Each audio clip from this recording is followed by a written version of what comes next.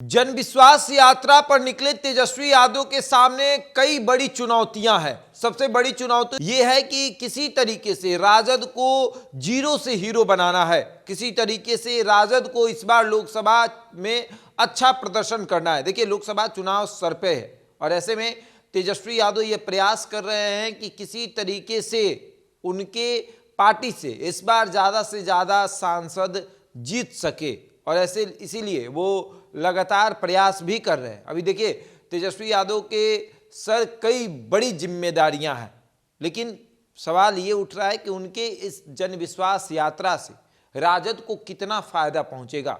2019 में तेजस्वी यादव को बड़ा झटका लगा था जब उनकी पार्टी जीरो पर आउट हो गई थी।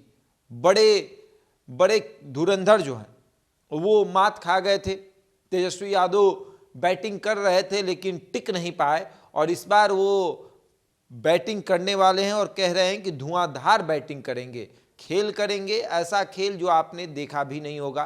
तेजस्वी यादव की बैटिंग पर आपको संदेह इसलिए भी नहीं हो सकता है कि उन्होंने 2020 में अकेले ही बैटिंग करके राजद को जीत तो नहीं दिलाई लेकिन अच्छा प्रदर्शन जरूर करवा दिया। तो ऐसे में अब देखा जा रहा है कि 2024 में क्या होगा।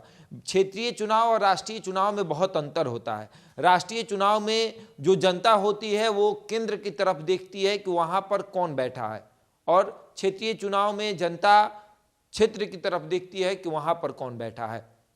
क्षेत्रीय चुनाव में जनता तेजस्वी को मत दे सकती है, लेकिन राष्ट्रीय चुनाव में जनता जो है वो राहुल गांधी के नाम पर मत देना नहीं चाहती है, वो नरेंद्र मोदी के नाम पर मत देना चाहती है और कहीं ना कहीं इसी वजह से राजद को नुकसान भी होता है। और अभी देखिए, तेजस्वी यादव पूरा माहौल बना रहे।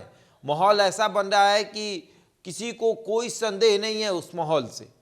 भीड़ लाखों की संख्या में जुट रही है, तेजस्वी यादव माहौल भी बना रहे। लेकिन सवाल ये उठता है कि क्या उस भीड़ से राजद को फायदा होगा?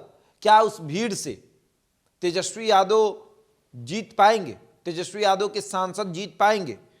देखिए, जनसभा में तेजस्वी यादव निकले हुए हैं, लगातार जनसभा हुई और अब रोड शो हो रहा है। रोड शो में इतनी भीड़ की लोग जुट ही नहीं पा रहे और इस भीड़ को देखकर यह अनुमान लगाया जा रहा है कि अगर राजद 24 सीटों पर चुनाव लड़ती है तो आधा दर्जन सीट वो निकालने में संभव रहेगी। तब उससे अधिक सीट नहीं निकाल पाएगी राजद। प्रत्याशी के ऊपर भी डिपेंड करता है और सबसे बड़ी बात कि जब आप जाइएगा ग्राउंड पे, जनता से बात करिएगा, यादव वोटर जो है, जो मूलतः राजद के वोटर हैं, वो कहते हैं कि हम नरेंद्र मोदी के नाम पर वोट देंगे। उनको नरेंद्र मोदी से फायदा दिख रहा है देश को। लेकिन वैसी अगर उसी यादव से ये पूछिएगा कि विधानसभा में आप किसको वोट करिएगा, तो सीधे तौर पर कह रहा है कि हम तेजस्वी यादव को वोट करेंगे। यानी उसको राष्ट्र के चुनाव में, जो देश लेवल पे चुनाव होता है, लोकसभा का चुनाव, उसमें उसे नरेंद्र मोदी को देखना है और जो क्षेत्रीय लेवल पर विधानसभा का चुनाव होता है उसमें उसे तेजस्वी को देखना है।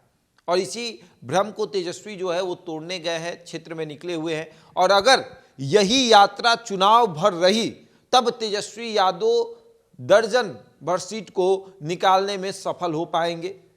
अपने और अपने सहयोगियों का लगभग 10 से 12 सीटें इंडिया गठबंधन जो है वो निकालने में सफल होगी अगर तेजस्वी यादव का यही जो रुख है वो रहा। मतलब जिस तरीके से अभी चल रहे हैं सड़कों पर, जिस तरीके से जनता से मुलाकात कर रहे हैं, अगर वो जारी रहा, क्षेत्र में वो लगातार जाते रहे, तब समझिए कि राजद भी जीरो से हीरो बन सकती है, वरना फिर जीरो पर आउट होने से कोई नहीं रोक सकता। बहरहाल इस खबर में इतना ही। बने रहे हमारे साथ और देखते रहे द इंडिया टॉप।